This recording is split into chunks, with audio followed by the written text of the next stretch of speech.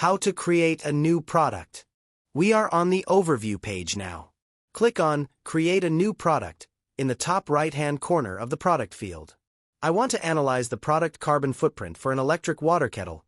I chose the B2C PCF type, business to customer type. Now we see the product's general settings. We keep kilogram as main unit in the display settings and change to 1 decimals. The reference year for the study is 2025. In the description, we can enter information about the product. The purpose of the modeling is described under Goal and Scope. Next, we collect the data for the raw material item. With the button dataset, we can add just single environmental items. Creating groups is helpful for a complex product with many components in order to achieve a clear structure. But it is also a nice option when modeling a supplier part, as the results can be presented later on this group level. We start right away with the modeling of the heating rod, which we get as a finished product from a supplier. We create a new group under the Raw Materials tab, and name it Heating Rod.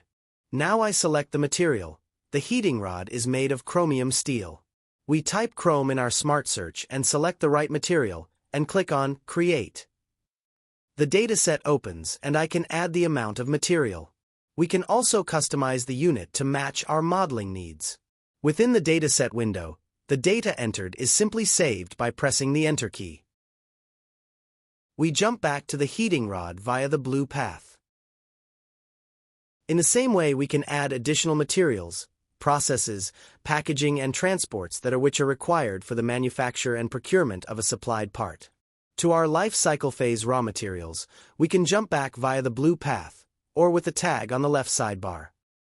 The production of the water kettle's plastic parts is done in-house, using injection molding. So, we need plastic granulate as material.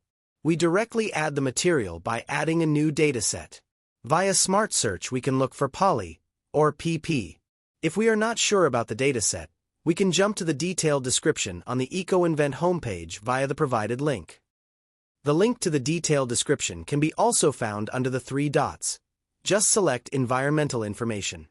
In this way, all materials and supplied parts of the kettle are recorded under Raw Materials. The modeling structure can be expanded for a better overview. Individual elements can be rearranged, but can also be moved out of groups and into other groups via drag and drop. Added datasets can also be renamed, for example the cable. This is another supplier part, which was not added as a group but directly, can be given the actual name. Next, we record the data for the manufacturing. To do this, we go to the next lifecycle phase on the left sidebar, Manufacturing. Here we can now record the injection molding process of the water kettle's housing parts. If waste is produced during a manufacturing process, these can be collected under waste, such as small sprue residues during injection molding. What happens to the waste can also be defined under EOL waste, end-of-life waste. In a similar way, we enter information about distribution and use. You can easily delete a dataset by clicking on the 3 black dots on the right. If you realize that you need to change the data, in our example the amount of the electricity, you simply click on the dataset and switch. You can also change the dataset. As you can see here, there are a variety of different electricity options, whether depending on the country or its regional or high or low voltage. In the end of life, we can add information about 3 different possibilities: recycling, incineration, and landfill. All materials used in the product are automatically recorded. We only have to enter the percentage allocation. Let's take a look at the evaluation in the summary report in the next video.